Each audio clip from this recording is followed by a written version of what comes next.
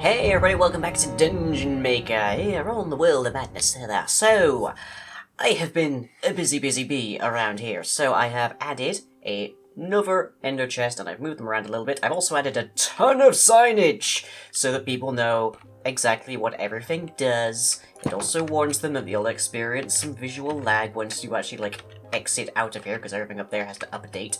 But for now, it's not really working too great, because we have Monkey and Mikechi on the server, and consequently, all of the spawns are elsewhere for the most part. I could sit here for a couple of hours and basically drain every single natural spawn on the server, but not helpful. But I have also upgraded my boa hitting, and my gentlest Dixon is really hurting. Wasn't hurting as badly, well, not hurting as badly as he was a couple hours ago, but that was before I did some grinding, so yay. But we now have Power 5, Punch 2, and Unbreaking 3, so Boa Hitting is doing a pretty good job. Beyond that, I don't know if I ever... Did I ever show off that? I don't know, but anyway, that is a very simplistic kind of system for filtering out the spiders, who are worthless in this system, because they don't fall nearly so far before they just straight die. So what happens there is that the only things that can fit through those fences are the two tall mobs, the witches, the skeletons, the zombies and the like, and they can fall down and then they're on punch to die pretty much level, whereas spiders get shuffled off into straight lava because we don't care about them. Don't still have a really good grasp on how to fix up witches, because witches will fall down and then start healing themselves, which is not very helpful for our purposes, but it's what we do. And then there's the occasional, baby zombie that will sneak their way into that section, but there's not really much I can do about that, unfortunately. Maybe one day I'll build a more thorough sorting system, but that works, so I'll take it. But other than that, we've had some building down here. You might recognize most of this design from the time-lapse that I did previously of designing the cradle of the Harvester. But for the most part, the biggest change is here, of course. In fact, I might even bring this section forward just so it's matching. In fact, I could, in theory, just completely get rid of these two sides and just have one in the middle, because if I have a button over about here, I can actually have this retract and drop you out onto some convenient slime blocks. But if we drop down here, we can have a look at it. It's maybe not quite as aesthetic as our earlier design, but it's pretty straightforward. It's a little less reliable than I'd like, but it works. So if I stand here, it's just a sequential stack of pistons that just extend and push you out, and launch you up and up and up. But if I actually had a button up there, you would drop onto this slime block, so maybe worth investing. I really did try for a bunch of stuff, but it didn't work out, and I've got all of our librarians safely ensconced over there, as well as a sheep that made its way over through the portals, so grats to our adventurous sheep, apparently. And that, I presume, means that Monkey is in the Nether. But we have the platform set up here, we have the chambers for different villagers, and we have, of course, the elevation to get to places. Now, the only reason that things come down this low is mostly so that it fits inside the body of the cradle, but it does have the additional purpose of decreasing spawns happening up there, because they'll despawn faster. So consequently, if you're down here, you get significantly less of the spawning action happening up there, so everyone else on the server can get it quite happily as can be. Meanwhile, though, the biggest amount of work has been over here, building up of this particular iteration, this particular instance of our slime grinders. One of these days I'm going to land there and I'm going to regret it. And I think this is about done. For the moment, it's fully functional. I've got the whole structure up and going. I've got this nice little entryway, which I just need to mirror over here real quick. I'm going to have these on these particular sides, regardless of the actual terrain there, so it's going to be interesting if people have to try and jump down to get in here. But the system works, so we should occasionally see some slime balls trickling up. Oh, yep, speak of the devils. Here they come. I love watching this. I love watching them just appear, just Bounce, bounce, bounce, bounce, bounce. It's lovely. And we do have these holes here, which people can fall down, so I hope people are a little bit careful there, because those are meant to be filled with the sort of control prongs of the harvester's feet. So, consequently, open hole. But there's a bit of water up here, and in fact, a few parts of this are actually below the water level around here, so there's a fair bit to suggest that we should actually flood this place, which I'm thinking is going to be the case, so that's something I'm going to get up to today. I can survive falling down here, but I would like to have a ladder out, just in case. So in which case, I'm going to need to grab myself an extra bucket, with which to grab a little bit more water. There we go. So let me dump this down here. So yeah, the whole place is spawn-proof. Stairs they can't spawn on, slabs they can't spawn on, everything we've got nice lighting on the roof, and the glasses of course as well, spawn-proof, and the slabs everywhere. The whole place is spawn-proof in this interior. Of course it is not 100% spawn-proof on the pads because, hey, we wouldn't get slime otherwise. And of course I forget about that part of things. But I've dug the whole thing out. It's all working. Everything at the bottom now has either been stored away for theoretical later use or just completely ditched into fire. So now I just have to flood this place. So with that, we'll have a quick little time lapse, and then we'll get to talking about what's going on.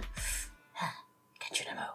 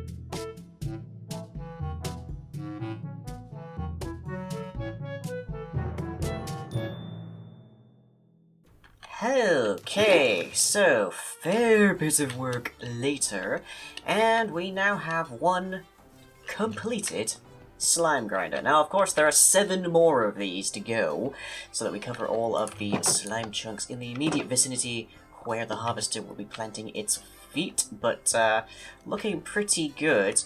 And I think what I'm going to do with the other ones is I'm actually going to, I don't know how well you guys can see there with my Aqua Affinity and whatnot boots, but what I think I'm going to do is I'm going to actually alter the surrounding terrain a bit around each different harvester, so that there's consequently a sort of like a mesh between them, so they know that at the bottom there was this big drill and it came down and it dug and it extended, and it's now just grinding up the slimes that turn up there until they're no longer there anymore. But these things haven't been here for a short period of time. The idea that these things have been here for probably decades, like the harvester is just marching across the world at a very slow, almost imperceptible pace, but is consequently still covering a lot of ground in the like vast span of time that it's just been active. So consequently these things do show some degree of wear and tear to them, or at least they show some degree that the environment around has begun to enfold them, that kind of thing. There was a tree over here, I believe, or actually no, I think it was right here, that had vines coming down into here, but we don't want to break the glass because then we might actually get shot at or otherwise injured, and then we'd have to replace more glass. Literally the first thing Monkey did when he came over to visit me whilst I was doing this was break a piece of glass. Fortunately, I have a lot of spares. But the wiring down there is completely insulated, so consequently there's no worry about the water causing any damage. The slimes shouldn't have any issue with the squids that are now sort of swimming around here. That's a nice little kind of like enveloped sort of after people kind of kind of look to it, which I like. But also if people do happen to fall down one of these holes now, they can actually just swim out over here as well to get more air in any of these. So yay, that's good. But let me see. There are 7 of these. There's one that's really far over in the hills over here, I believe. Let's go have a look at that. So that one we might have a bit of debris on the top of it. We might put some trees or at least some grass. Maybe a little bit of, just dig out the area around it a little bit. Okay, there's the one that's just on the waterline. Here it is, okay. So yeah, I haven't finished digging all of these out yet, because that's a bit of an undertaking. But if we take this one and we can sort of, like, curve the terrain in a bit, make it look like maybe parts of the hillside have just, like, sloped onto the thing. That'd be a nice look, I think. Over there we can have, like, cratered signs. Over here we can have a bit of water as well as other things. Whether we actually want to have these parts flooded, I'm not terribly certain. These two. It's a matter of how many of these we want to have flooded, because being a swamp, there is water everywhere. So a lot of these should, strictly speaking, flood. But nonetheless, we can keep working on this. Let me know if you have any ideas in the comments exactly what kind of ideas I should employ when I'm making these things look a little bit more like they've been here a while, even if the while has not necessarily caused any damage to them, because they're built like the Harvester. They're meant to last for centuries. Eons, perhaps. It's hard to say. Is this one? This one's been... a lot of these have just been boarded, waiting for TNT, basically, to visit them. And I do love that I can be pushed by water, but with my my Depth Strider free boots, I can't actually... I can walk against it, like, no issue at all. I love these boots. They're wonderful. Loving my armor. Oh, this one hasn't been edged just yet, so it doesn't have a ladder though, so that's effective to work on. And these things are a lot easier to work on whenever I have the beacons next to them. Just the haste 2 alone works wonders for getting these things built up. But until now, I've had it just situated over here. It's sort of a lone, distant one. If I put it over around here, I'll be covering 3 different chunks. If I can put it over there or there, I'll be covering 2. So, yay! I can get more work done faster. Hey! But I do have the cradle planned out. We know what it looks like. We know where it's going, and we've got the main structure there. But I think I'm going to leave that for a bit, either until I can reclaim my former time-lapsing capabilities, or until we've finished all 8 of these slime modules, I guess we'd call them. And maybe in the meantime we'll do some other building around here, add a few more like effects, just show how this place has been just sort of like imposed upon by this. Like we have the village that's just over there with the breeder. Maybe we can have them, maybe we could transplant some of them over to here and have them be seeming to be cowering in fear or whatever of whatever is now besetting upon them. Although, of course, this has been here for decades, so maybe that's why the village is over there. They've moved since. But we could have some, like, dilapidated structures down here. Like, it's just walking, and it doesn't care what's in front of it. All it cares about is the resources that it is harvesting. So there's an idea for us. But meanwhile, we are getting a steady trickle of slime balls, so we can start to use those rather liberally now. And, of course, more are going to keep coming as people are just around here, and there it goes again. I love seeing that. It doesn't do it terribly frequently, but I love it. I love seeing it. And it doesn't need to be super efficient either. I could have made this thing a lot more efficient by digging out whole perimeters and ensuring that there's no possible spawn areas elsewhere, but the fact that there are going to be 8 of these, and that they serve an aesthetic kind of purpose as well, means that I don't need to be maximally efficient, as opposed to up there, where being maximally efficient is almost like a mandatory kind of aspect. Because if you're not 100% efficient up there, you get mobs spawning in places you don't want them to be spawning in. So, yeah.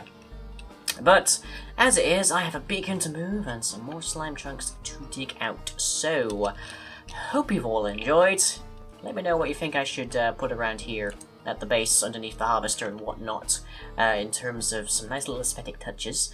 And I shall, as always, catch you all next time.